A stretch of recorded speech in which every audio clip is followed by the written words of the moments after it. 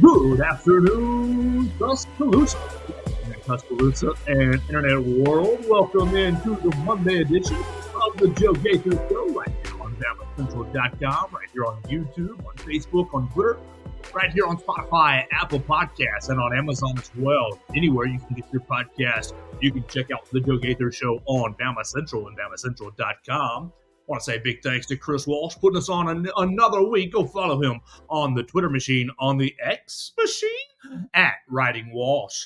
We will talk about that a little bit today. We'll get into a lot of topics today. We're going to have a fun time on the Joe Gaither Show. We hope we're going to have a fun time on the Joe Gaither Show. We appreciate everybody jumping in and listening today. You can leave a comment on Facebook, on Twitter, at Joe Gaither6, on Instagram, at Joe Gaither6, pretty much any social media site.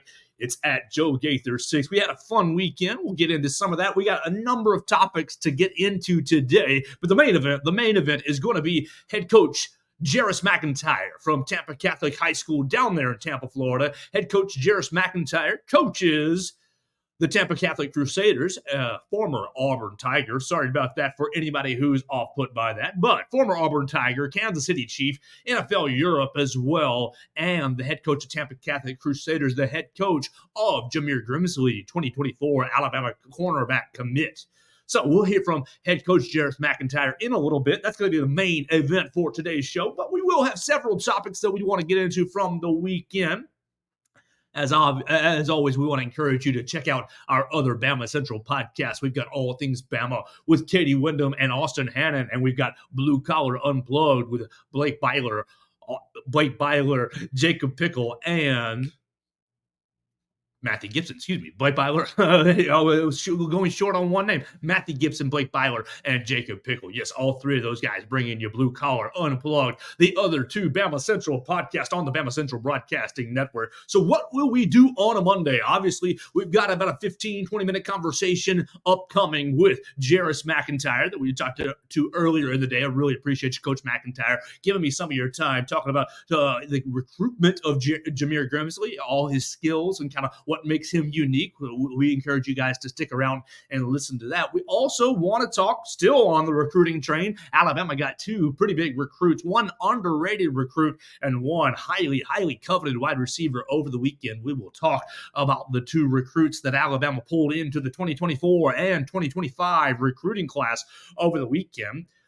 We will talk some golf right here, right off the bat. We'll start with golf due to the Open Championship, the Open going on across the pond. We'll talk about some golf, a little bit of Georgia connection, Alabama connection. We'll talk some golf here in a minute. We'll talk about Eli Gold. Eli Gold making an announcement over the weekend, really on Thursday, Friday. We'll talk about Eli Gold and what that means for you, the Alabama fan, and everybody tuning in to Crimson Tide Sports Network this year. We'll talk about Bryce Young signing a big old deal, making some money this weekend, and then we'll talk about Vandy voters, and we'll see where else we're left with that after that. So why don't we start with, we'll get out the we'll get the hard topics, the kind of slow topic out of the way. Golf. I watched the Open Championship this weekend. I enjoyed it. Look, I watched the four majors. If you guys know me at all, you know that I enjoy playing golf. I am very, very bad at playing golf, but I enjoyed it a lot, and I enjoyed seeing the professionals really get after it at the highest level. And this weekend, again, over near Liverpool, across the pond, you had a historic event at the Open. Of course, we'll give a little credit to Brian Harman, University of Georgia's Brian Harman. Georgia's Brian Harman credits, gives Kirby Smart a little shout out at the end of the round, or at the end of his championship, winning the championship. And you got to absolutely give the man some credit for playing smart golf, playing really accurate golf.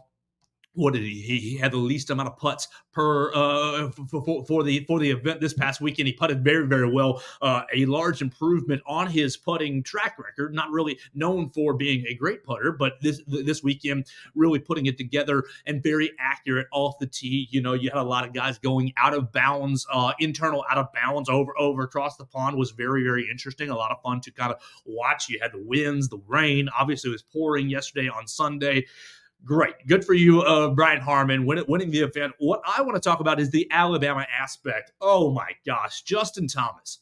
Justin, come on, man. You and I or somebody's got to pull you aside, maybe your new wife, somebody needs to pull you aside and get your head back on straight. Justin Thomas misses the cut, misses his third cut at a major this year. Well, there's only 4 majors. You missed the cut. 3 out of 4 majors, 75% of the biggest events in golf this year, you missed the cut. And I'm sorry, Justin Thomas. I know you're great because I know that Justin Thomas is great. I've watched you here for a long time, winner of the national championship, 2-time major winner. You've done it at the highest level already. But for the casuals watching you this year, you missed the cut 3 out of 4 majors this year, and oh gosh, the detractors, the boo birds come out. The people who, he sucks, he's no good, come out. You get married and you lose your game. Well, there's some evidence to that. If you look at Jordan Spieth and Rory McIlroy, Jordan Spieth and Ricky Fowler come to mind, immediate mind, getting married and then having their games take a little bit of a dip. But Justin Thomas, look, he cards like an 81 and then a 71. He carded an even par round on Saturday and said, okay, obviously I've taken some good things from Saturday. Hopefully I can take that into their next event, the 3M Open over here in Minnesota, back across the pond in the States. Justin, look, I'm worried about you. You've been cut from 5 events this year. You've only made 3 top 10s already this year. Your lowest as a professional is 7 top 10s? You've obviously been a great golfer before. And look, you still have more talent in your pinky than I will ever have at golf. I know you shot 81 on Thursday, and a lot of people were like, "Oh my gosh, that's an amateur score," and it is an amateur score. Very difficult course, but come on, JT, we've got to get a little bit better results out of you, Justin. I'm not real sure what it is. Justin, after the Friday round, after he missed the cut, basically saying, I hit some shots out there. Like a number 1 player in the world, but I also missed the boat. Yeah, let's see if I can pull his quote real quick. I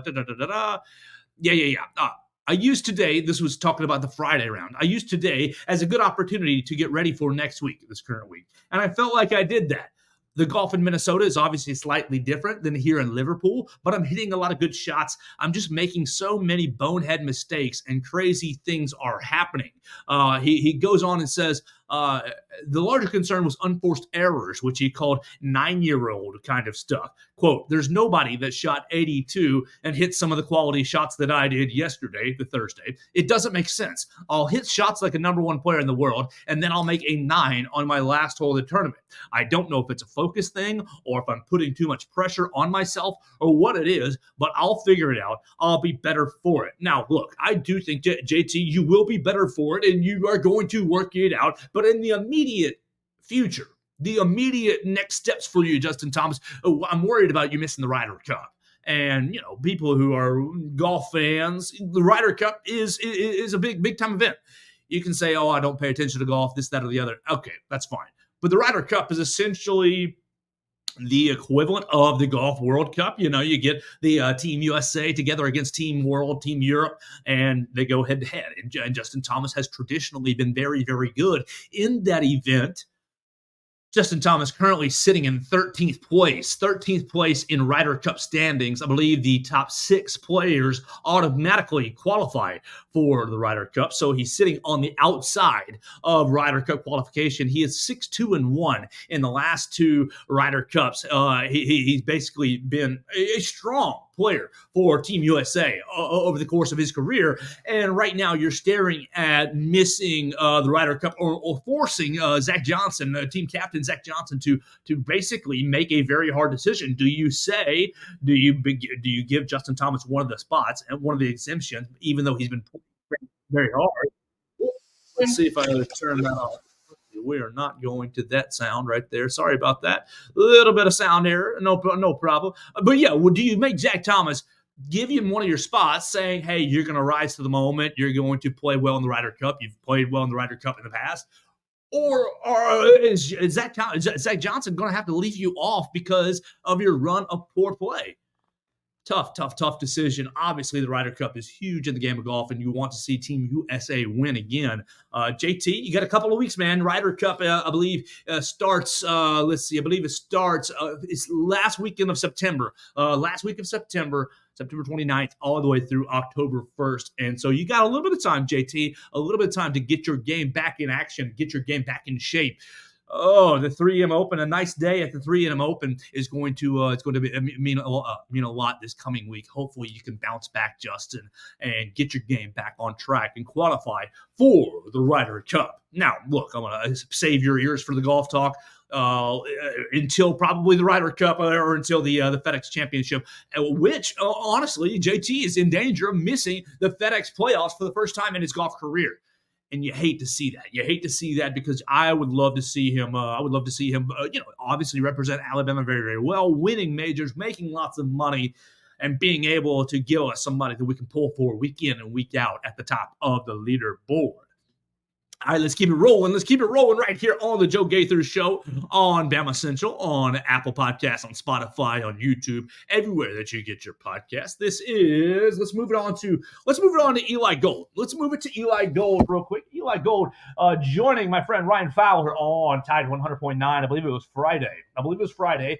Eli Gold jumping on the radio and saying, yes, I will be back. I'll be back for Alabama football this year. And obviously, we all missed Eli Gold last season, battling several different health issues. One of them, obviously, the main one, cancer. And that's a awful, brutal deck of cards, brutal hand to be dealt for Eli Gold. And so very, very happy to see him overcome that. You can hear that interview if you want to listen to it. I guess it's on all the outlets that Tide 109 puts out. But I want to talk about really two aspects. One, celebrate the return of Eli Gold. Absolutely celebrate the return. But Eli talked about saying, all right, I'm going to do two warm-ups. For the season. I'm going to mock broadcast the two Alabama scrimmages that you guys all know. None of us are invited to those Alabama scrimmages. That's really the option that Alabama has for preseason. There's no preseason games in college football. They can't line up and have a preseason game with whoever like they do in the NFL. And there's no jamborees like they do in high school. Lots of the high schools get together and play quarters against each other, kind of getting ready for the new year. Nothing like that in college. Obviously, the 120-man roster is going to be out there in Bryant-Denny Stadium, 2 weekends in a row. August, I think it was 26th. Let me see.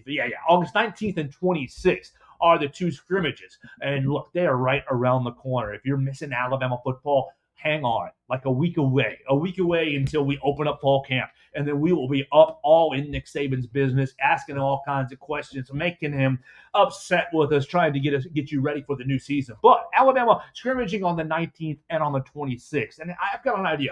I think that really, Coach Saban, we can work this out. I know that those scrimmages are closed to the television public, to the TV public, and to the audience. To myself, I can't sneak into Bryant-Denny Stadium. If I do, I'll probably be arrested and banned for life. And so you cannot get into those scrimmages unless you know the right people, and those lists are very, very, very small, which understandably so.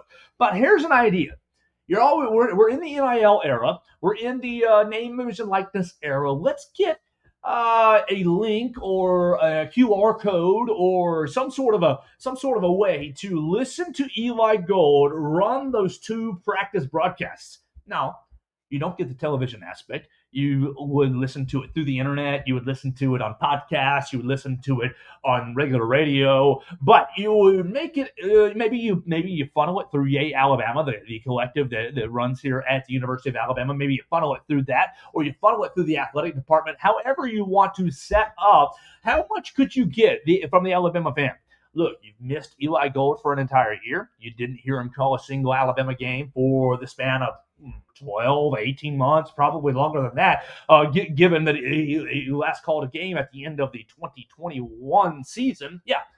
So it's been a hot minute since we've heard the dulcet tones of Eli Gold, and we're all excited to hear him back in the booth. And we all want to know about what's getting ready for the new year. Obviously, the quarterback battle is the number one topic on everybody's mind. Understandably so. So you let Eli Gold call the game, call the scrimmage, and you let people subscribe to the broadcast. Now, you don't get to see it with your own eyes. You literally would rely on Eli Gold and John Parker Wilson calling the game as play-by-play in color, and then Chris Stewart and Roger Hoover and everybody else, Tom Stipe, everybody else pitching into that broadcast. Look, you could sell, $10 a broadcast? $20 a broadcast, 30. I think I think it would be a very marketable experience, a very marketable thing that Alabama could take advantage of, and you get everybody excited. Now, obviously, you're going to, there's nothing you can see visually. You're going to be relying on John Parker and on Eli Gold to call those scrimmages. Now, this is just a pipe dream, but come on, this is the way that we're going in NIL, and this is the direction we should be going in NIL. Nick Saban, I know that you're super secretive and want to keep everything so close to your vest, but think about it. Put us back in the 1920s. Put us back in the 30s and the 40s. Put us back in where you're not getting every single college football game every single weekend. What did that really even start? In the late 2000s? Like, it used to be one college football game a week. Then it became 3 college football games a week. It was selective who got on. And so obviously these radio broadcasts became more important when you could not have a television broadcast. Let's get Eli Gold. Take us back to the old school. You say, sorry, you ain't on ESPN Plus. You ain't on SEC Network Plus. You're not on, RollTide.com. But you can listen to Eli Gold for $25, for $30, for $50. You can listen to these 2 scrimmages, and he can describe what the quarterbacks are doing. He can describe how the offense is running. He can describe who's playing in the secondary. I think it'd be a hugely marketable experience for Alabama. Obviously, Eli is already doing it anyways, as warm-up, as prep for the new year. I want to commend Eli Gold for his weight loss, losing a lot of weight. Now he excused it by saying, he had no appetite. But still, to go from just north of 300 pounds to now he dipped down below 200, and now he's just over 200, getting some of that weight back on. But to shed a lot of that weight, look, it is not easy.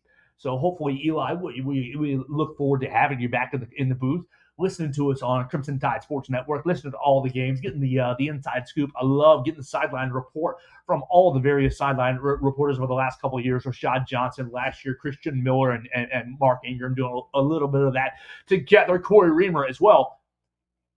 Eli, Crimson Tide Sports Network. Yay, Alabama.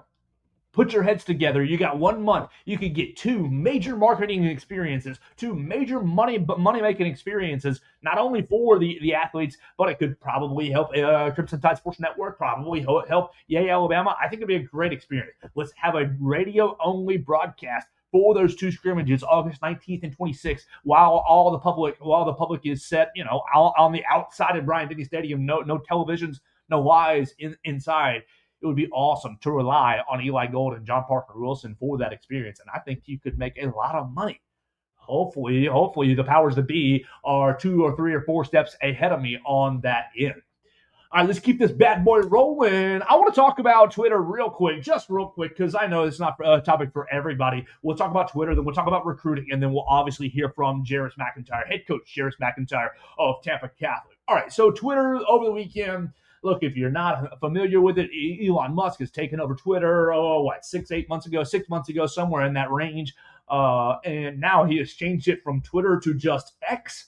Well, Elon, you're a strange dude. You're a weird man, in my opinion. And I'm not real sure that this name change, this marketing change is going to work out very well for you. Now, look, Elon has more money to waste than any of us. So look, if it doesn't work out, it's not really that big a deal to him.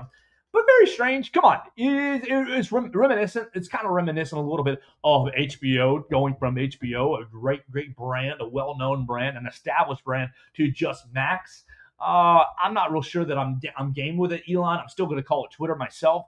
We'll see how successful that goes over for you. You guys can follow me on Twitter at JoeGaither6 for all the tweets, all the content, little video action, this, that, and the other. You can check out my dog from time to time. Miss Abby and I running our tails off over here in Northport, a couple miles away from Bryant-Denny Stadium. All right, let's put Twitter to bed because nobody cares about that. Elon, you weirdo, you crazy man. Let's put Twitter to bed. We'll get back to Alabama football. 2 topics for Alabama football, and then we'll listen to head coach Jeris McIntyre of Tampa Catholic talking about Jameer Grimsley. Okay, here we go. Professional first, then we'll go to recruiting. Professional first, Bryce Young. Look, no, not real breaking news, but Bryce Young signs his rookie contract with the Carolina Panthers. 4 years, $38 million. Obviously, with the 5th year option, with the 5th year option on the back end for the Panthers. Bryce Young was, never holding out and didn't have that sort of issue in minicamp. Pretty much these contracts work themselves out as rookies. These contracts work themselves out as rookies, and so Bryce Young, congratulations, you make your money, and now it's up to you to get to that 5th year healthy, get to that 5th year playing well, proving yourself with Carolina. If you get through those 4 years, then basically you are in the big money. You all saw the contract that Jalen Hurts signed over the last 2 months ago with the Eagles, signed that $51 million a year contract. Oh my Lord. And worth every penny for the Eagles last year. If he continues to play at that high level, that will become a bargain over the next couple of years. We all fainted, 3 years ago when Patrick Mahomes signed his massive, monstrous extension, and now Patrick Mahomes is like 4th, 5th, 6th on the list for quarterbacks because that's just the way the market goes, and the market is gone. So Bryce Young, congratulations.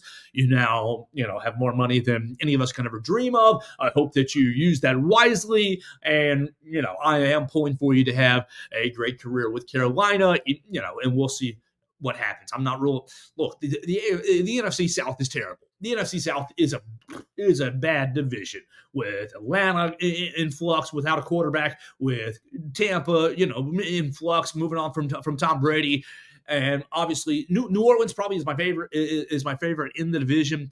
But I could see Bryce Young putting it all together and surprising and winning the division with 8 wins, 8 and 9, 9 and 8, something like that. I think the division is pretty bad, wide open for Bryce Young and company to take over. All right, we'll stick with the NFL topics as we want to talk about running backs, and then I'll talk about the recruits. Major news, major scuttlebutt, not much news, but major talk, major discussion about running backs in the NFL. And a lot of it is centered around our man, Josh Jacobs, as he is the reigning, defending NFL rushing leader, last year's rushing leader for the Las Vegas Raiders, coming off a rookie contract, gets slapped with a franchise tag worth $10 million, I must say, worth $10 million. But obviously you want that long-term security in the NFL. NFL, not for long. You get one step go the wrong way, one injury the wrong way, and your career could be over. Obviously, I want Josh Jacobs to get paid. I want Josh Jacobs to work at market value, really higher than market value, because we're seeing the market value for running backs in the NFL is absolutely nothing. Well, near nothing. Derrick Henry, making 40-something, 50-something million dollars for his career so far. Chase Daniel, backup quarterback. And thank you to Dan Patrick for pointing this out late last week. Chase Daniel, backup quarterback. Yes, Missouri. From Missouri into the pros, played a year with my Bears. I think 2 years with my Bears, but only played in 2 games because a backup quarterback has made more money than Derrick Henry. I mean, I'm sorry. That's just a laughable stat. Laughable stat. Derrick Henry, El Tractorcito, one of the best players in the NFL, just happens to play running back and really the NFL. What do you do? What do you do at this point? You see the running backs have gathered together on Zoom this past weekend to kind of bitch and moan about the current state of the running back and how the contracts are going. You see Bijan Robinson, one of the rookies, is pretty much one of the higher paid running backs in the league this year. Christian McCaffrey leading all running backs. And Christian McCaffrey obviously earned that money, but it's just proven NFL teams have learned or have decided over the last handful of years that it's better, it's smarter, team building wise, to pay a couple of running backs average money rather than one running back superstar money. And so what do you do if you're Josh Jacobs, if you're Tony Pollard, if you're Saquon Barkley? What do you do? Now, Tony Pollard did sign his franchise tag. And so he's scheduled to play his 1 year, $10 million for the Dallas Cowboys. But both Saquon Barkley and Josh Jacobs opting not to sign it. We don't want to play on that 1 year, $10 million deal. What if I bust a knee? What if something happens? XYZ happens? Heaven forbid. I don't want any injuries to happen to anyone. But you're seeing it all over the NFL already. Before training camps open, Nyheim Hines tearing up his knee with the Buffalo Bills. Just a tragic, not fun, not good situation. Chauncey Gardner-Johnson with the Detroit Lions, different position, plays defensive back, but also hurt before training camp even opens. That's how dangerous this sport is. That's how not for long it is. So what can you do? In my opinion, I'm sorry, there's nothing you can do. you can all hold in, and there was talks of that, exaggerating injuries to hold in and not play for their current teams. But you're never going to get enough running backs to do that. You're never going to get enough running backs. You've got Dalvin Cook out here looking for more than $6 million a year. Well, Raheem Mostert is signed, is going to take his $2 million a year. You look at Deontay Foreman with my Chicago Bears, signed to what, $3 million a year. These guys are going to take their money while your elite running backs try to get what they think they deserve. You can get equal or almost equal production for far less money. And look, none of us are economists as we're listening to this program, or maybe you are an economist as you listen to this program. If I can get equal value for less money, if I can go great value Walmart brand over the name brand, pay less money, have a very similar product, look, I'm going to do it every time. I'm going to do it every time. And when I cook dinner, when using those great value brands, I'm going to use a little extra salt and pepper. Use a little extra seasoning, probably utilize a scheme a little bit differently or a little better, and the meal is going to taste just as good. So I'm sorry, you don't need to always. I mean, yes, it makes you feel better about yourself. I'll tell you that when I buy the super nice premium cut steak, I do feel better about myself. I gotta walk around a little hoity-toity, but the great value brands get it done the same way. And so I think that the NFL is kind of using that similar analogy, and there's no real repercussion. There's no real recourse, no recourse for these running backs, I guess, until you get to the next collective bargaining agreement. And as long as you can get similar production for much less money, I think that you're going to see most NFL teams opt to go that way. I know that last week, a lot of people were upset with Matt Miller talking about drafting a running back in the first round, using him for 4 years, slapping a franchise tag on him for a fifth year, and then letting him walk and drafting another running back.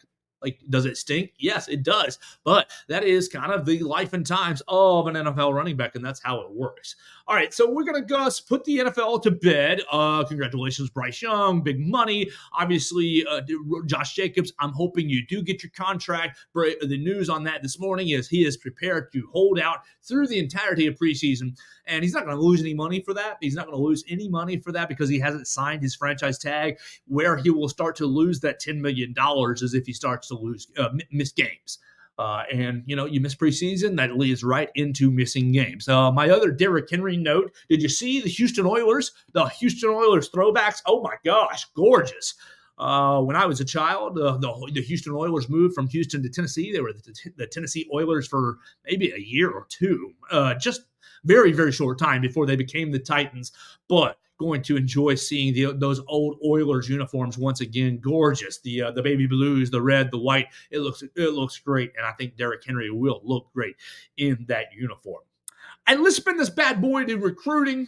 And then we will hear from head coach Jeris McIntyre from Tampa Catholic talking about Jameer Grimsley. Let's talk about what happened over the weekend. Two guys jumping onto the Alabama recruiting class, the 2024 class and the 2025 class. Let's start with the 2024s because you will see him first on campus, in 12 months or so, or he might be an early enrollee. Hopefully we can catch back up with William Sanders. Look, if you missed his commitment, you can look at it on the Bama Central YouTube page. It's right there, right next to this video. I was out at Brookwood High School on Friday watching William Sanders make his college commitment. And a little inside baseball, William Sanders had already let the Bama staff know a couple of weeks prior that, yes, he is committing to Alabama. So it's just a formality on Friday, committing to the University of Alabama over LSU and Mississippi State.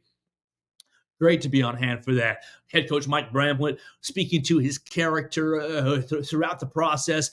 We also talked to Ronnie Clark, former Alabama running back and assistant football coach with the Brookwood Panthers. And we talked to William Sanders. So you can see that YouTube clip, about 15 minutes for the entirety of it. 3 interviews and the commitment ceremony all right there on the Bama Central YouTube page. But Alabama pulls in its third offensive lineman in the 2024 class. William Sanders, 6'4", 290. Look, you can see him standing next to me in that video, and I do admit, I do think maybe just a hair on the small side.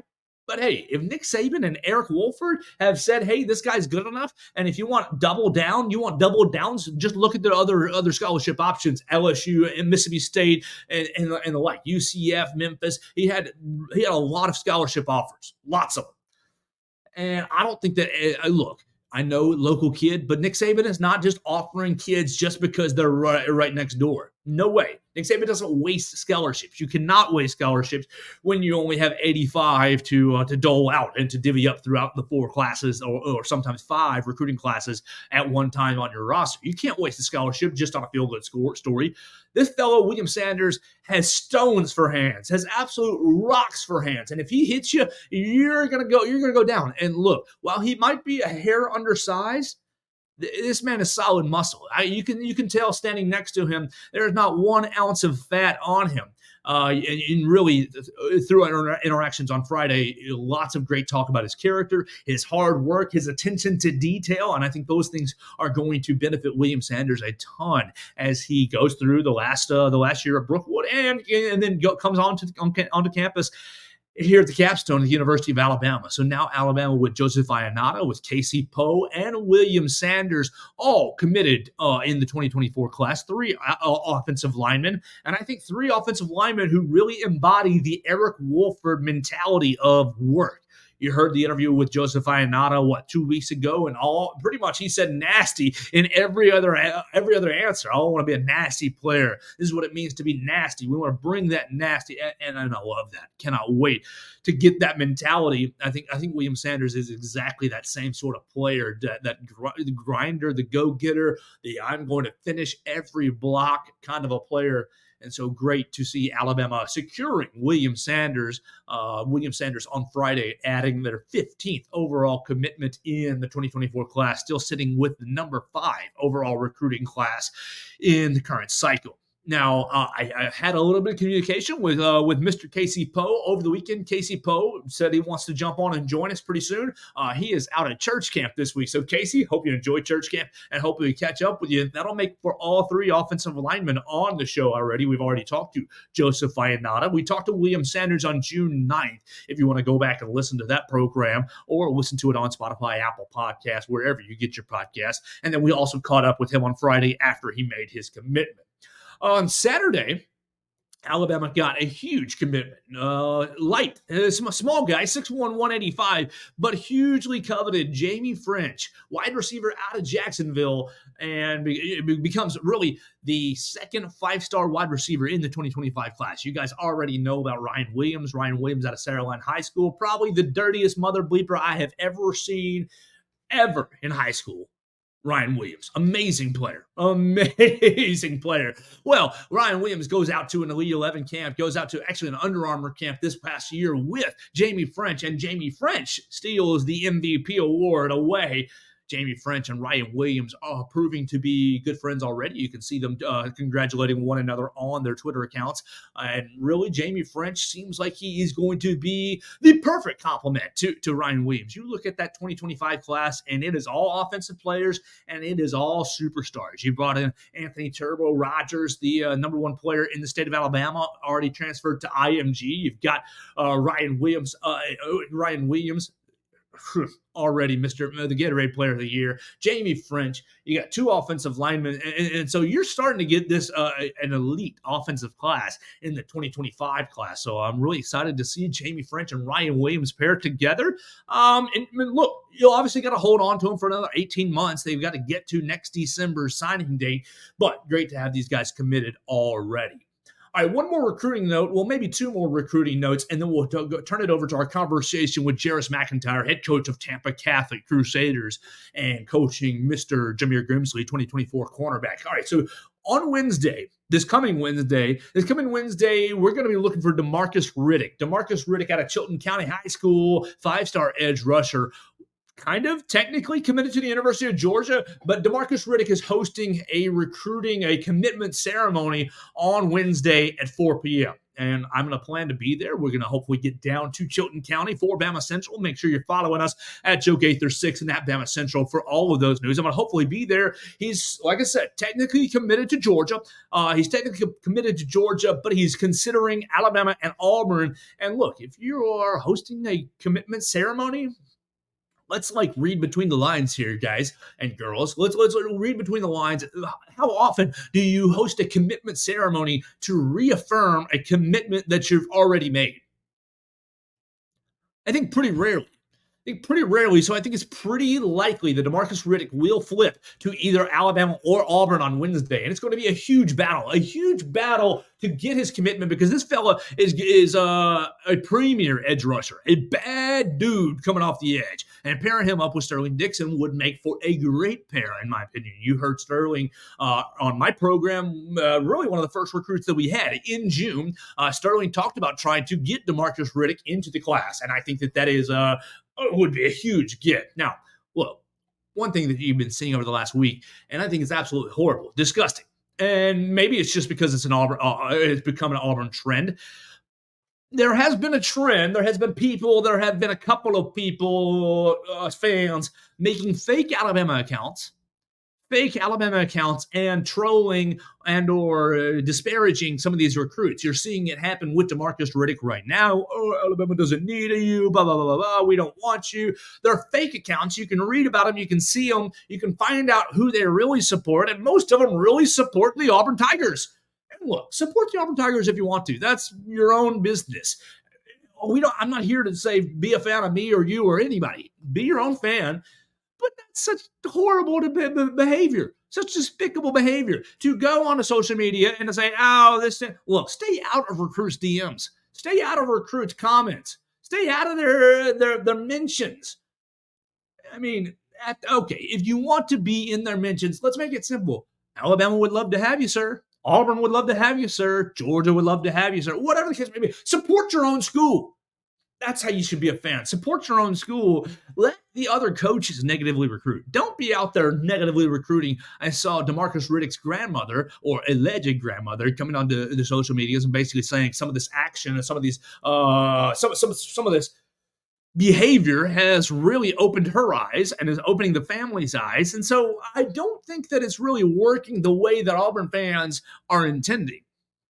Perry Thompson getting the same treatment after Jaime Ffrench's recruitment. Look, they got Jaime Ffrench. They've already gotten Ryan Williams. They don't need you. You're going to go to Alabama and get lost in the shuffle. You're never going to play, blah, blah, blah, blah, blah. Look, stay out of these guys' DMs and mentions. It's not the right way to be. It's not the right way to be a fan.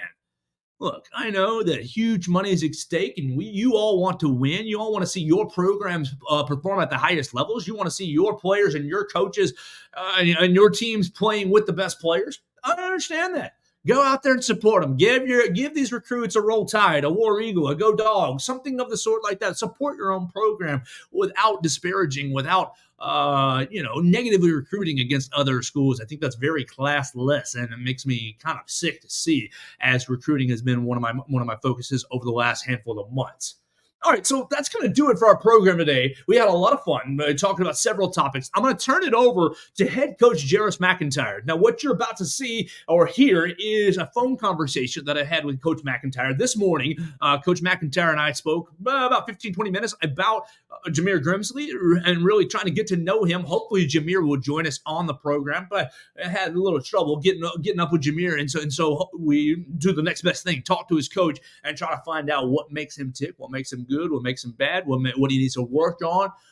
Look, I'm excited about Jameer Grimsley. 6'3", 190, plays on both sides of the football. Nick Saban sees that 6'3" and drools. Says, oh my gosh, length at the cornerback position, length and speed at the cornerback position. And you're going to hear about Jameer Grimsley. You're going to hear about his connection with Coach T-Rob and Coach Jeris McIntyre's connection with Coach Travaris Robinson. So it was a great conversation. Coach McIntyre, I really appreciate you joining me today. I really appreciate giving us some of your time and really talking about Jameer Grimsley. For all the people who are still with us, this is head coach Jeris McIntyre, former Auburn Tiger, former Kansas City Chief, and NFL Europe alum, now head coach at Tampa Catholic, right here on the Joe Gaither Show, talking about Alabama 2024 commit cornerback Jameer Grimsley. Hey there. Good morning, Coach McIntyre. How you doing? Oh, very good, sir. How are you? I'm good. Coach, I appreciate you giving me some of your time this morning. I'm calling to, or thank you for calling me back, to get to know a little bit about Jameer. Yes, sir. Yes, sir. Yeah. Well, basically, what I'm going to do is kind of run this interview in my show today and kind of put some highlights over it so people watching can see Jameer and just kind of listen to what you got to say about him, if that's all right. I got a handful of questions, and then we'll knock it out. All right, sounds good. All right, awesome. Well, I'm talking to Coach Jeris McIntyre of Tampa Catholic down in Tampa, and Coach, you just got you got Jameer this past kind of off season. He transferred from Bloomingdale. What's your relationship like with Jameer before he transferred, and kind of what can you tell us just about Jameer in general? Yeah. Jameer is really, really a good football player, all around football player. He'll play some receiver for us as well as corner and safety. So, I'm excited to really get him out there and get him going. He'll be a big part of our team this year. So I'm excited, for the season to get going and see what he could do. Absolutely. I watched some of his huddle tape and watched some of his film there. 6'3", 185. Just the length that he possesses and what that really can do for him as a defensive player. How have you seen him really kind of harness the length that he has, and how will you help him harness that and develop that further? Yeah, having length always is a plus at all positions, but, especially at defensive back when you're able to in press coverage, use your length as well as going up against the bigger receivers and in the red zone and high point the football and use that length to be productive in what you're doing as a defensive back. So I feel like the length is part of it, but he is a really fast football player and instinctive and smart. So he has it all of the above. He's continuing to work and hone on the skills as a DB. So I think he's only going to continue to get better as he gets experience and works on his technique and gets that training. Absolutely. Coach, he transferred to Tampa Catholic from Bloomingdale. What will Tampa Catholic do for him as far as preparing him for college, and obviously now committing to Alabama in July, preparing him for the Tide? I just think, obviously we put, that's pretty good football, play some good football. We got some other Division I players that he will be around, that he'll be able to compete with, compete against. Got a receiver, TJ Moore, that's going to Clemson, so he'll be able to go head up with him a lot through practice. So that's only going to help him and make him better and be prepared to for when he gets to Alabama, as well as some other guys on our team that are pretty good receivers that are going to push him and help him develop, man, just going against the best every day. On top of, our coaching, got some good coaches and some good schemes that he will be able to learn. And obviously we know it'll be a different level. But with Coach Saban is the next level. But just kind of him knowing and learning the basics and some different things that we do, I think will be helpful for him when he gets to the next level. Absolutely. Coach, well, a lot of people may not know this, but you played football at Auburn and played it with Kansas City and in NFL Europe. How's your experience really, or how has he really leaned on you with your experience getting into the next level, the recruitment, kind of just moving into the second levels of football past high school? Yeah. Well, obviously, mother and his father have done a good job with him with all that. I mean, we communicate a lot, and we're communicating a lot of communication when it comes to this decision. They ask questions, but they had an idea of it all because his father, Jimmy, played at University of Central Florida, so he was recruited. His mother was an athlete, Jaime. I had to shout out her name because last time I did an interview, I said mom and dad, and she said you can say our name next time. So I'm shouting out the names this time. Perfect. So hopefully y'all hear this, but they were athletes at the University of Central Florida, and they had an idea of it. Obviously, things have changed with the recruitment and how things go, and the timetable of everything has been moved up. So I just kind of gave any information I had, and having dealt with kids that went through this process before to try to help them make the best decision, or Jameer make the best decision for himself in the future. And I was able, like I said, to give advice from just knowing how this goes and having dealing with guys before and myself having dealt with it years ago. Signing with Auburn, going to Auburn, and having an opportunity to play in that league and drafted by the Kansas City Chiefs. So any information or guidance that I could give, I'm going to continue to give. But he's on a straight path now, and I look forward to seeing what he's going to do for us this year and beyond.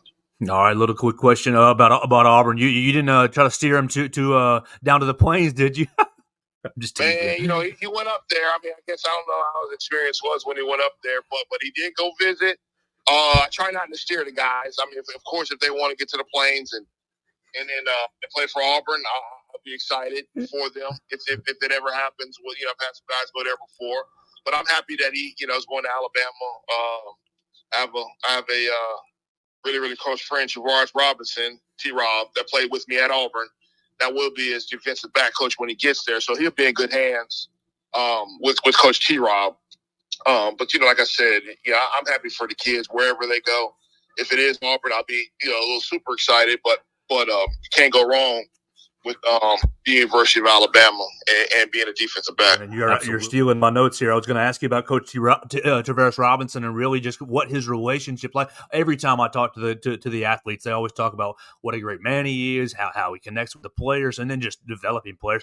So just talk about or a question about Jeris Robinson and just kind of how he has grown. He's now not only the cornerbacks coach, but he's got the title of secondary coach taken over after Charles Kelly went on to Colorado. Yeah, man, I'm just super proud of him. He was literally the first person I met when I got on campus to Auburn, and we've just been super close since then. One of my best friends. He's done a great job in the place that he's been, and like I said, I'm just super excited and proud for him. He's bringing in some big time defensive backs. Let's see, he got a kid from Cali, another one down in Alabama, now Jameer. So looks like he's putting together a really, really good 2024 class. Obviously, he has some good guys in 23 that they brought in as well.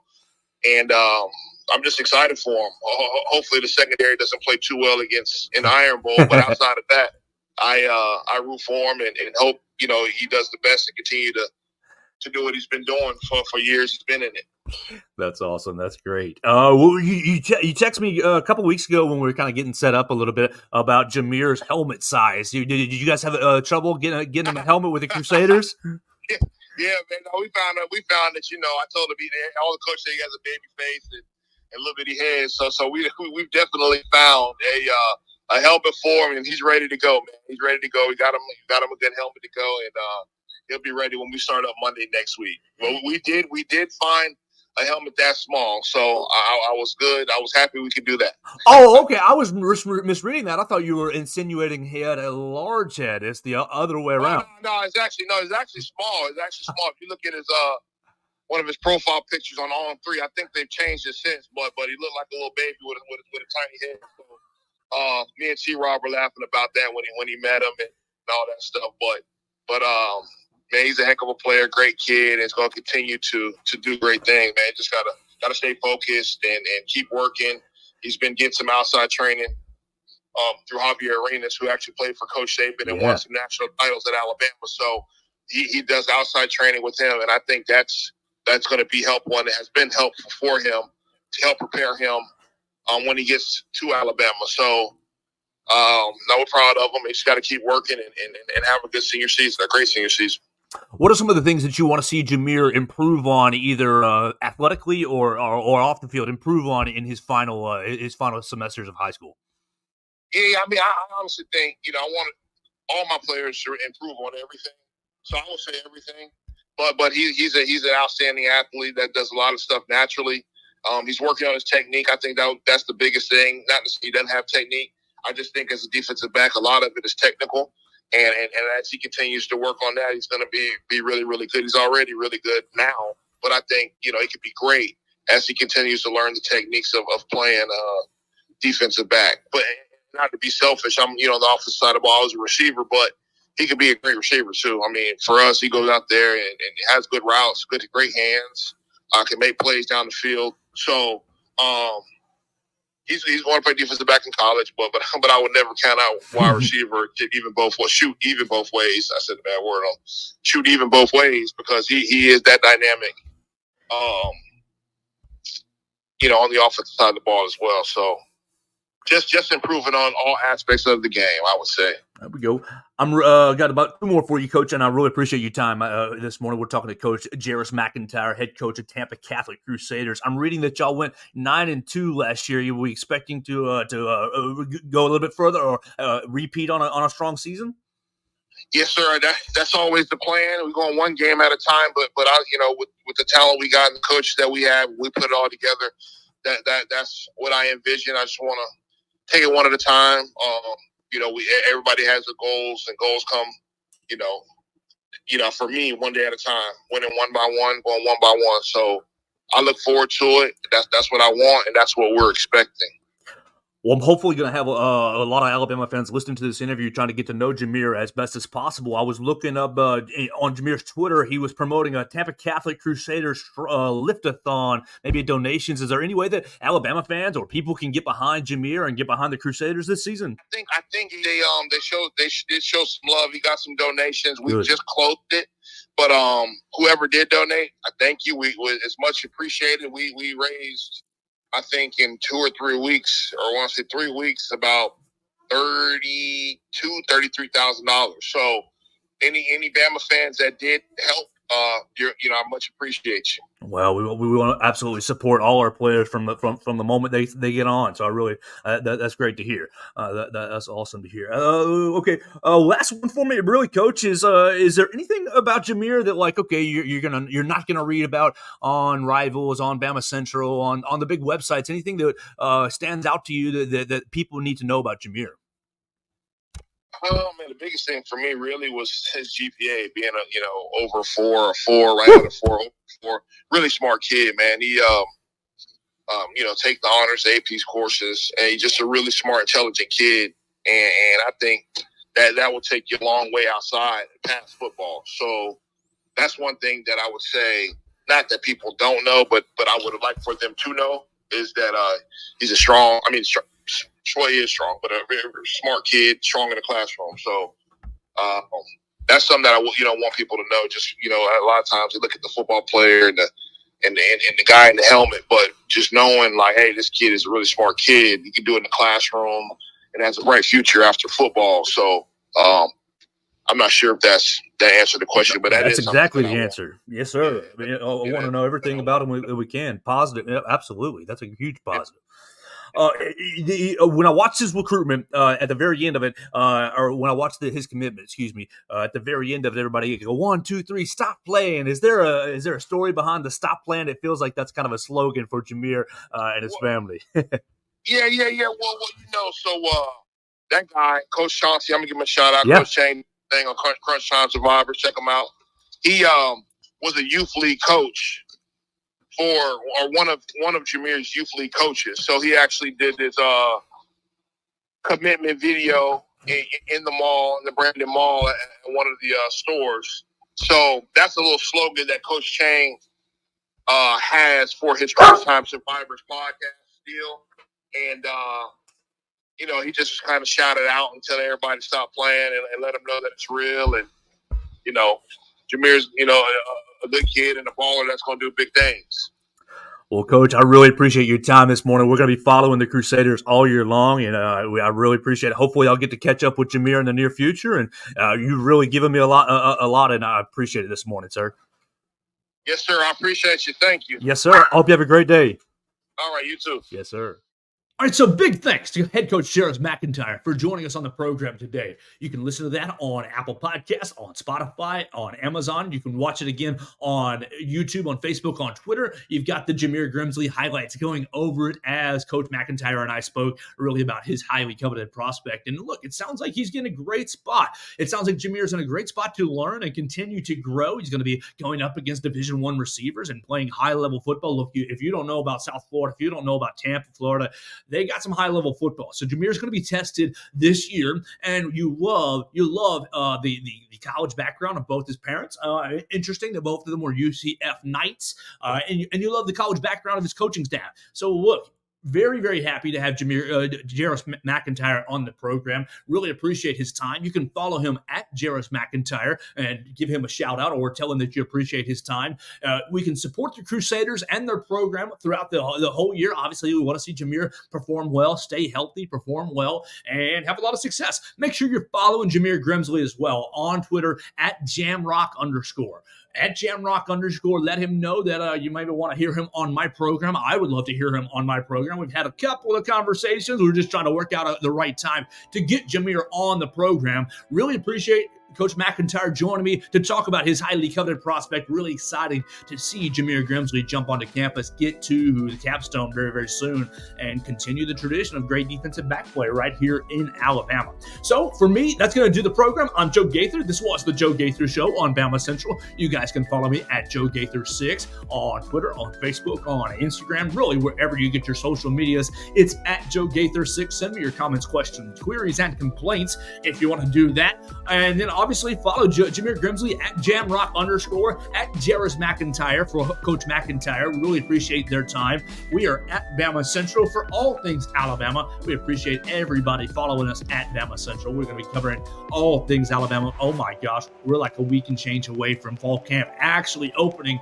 So we're going to be over there at the Malmore Center, over there in the Hank Chris, hopefully trying to see what we can see, interview who we can interview, and keep things rolling right here on the Joe Gaither Show on Bama Central. So for Chris Walsh, that's my boss. For you, the listener, appreciate your time. Make sure you tell a friend about this show. You can follow it on podcast or on visual, whatever you guys want to do. We'll be always live pretty much every day, Monday through Friday, right here at 1 o'clock, and then putting out the podcast and the playbacks right after that. So everybody, I hope you have a great Monday. Enjoy your time. That's going to do it for the Joe Gaither Show right here on Bama Central and BamaCentral.com.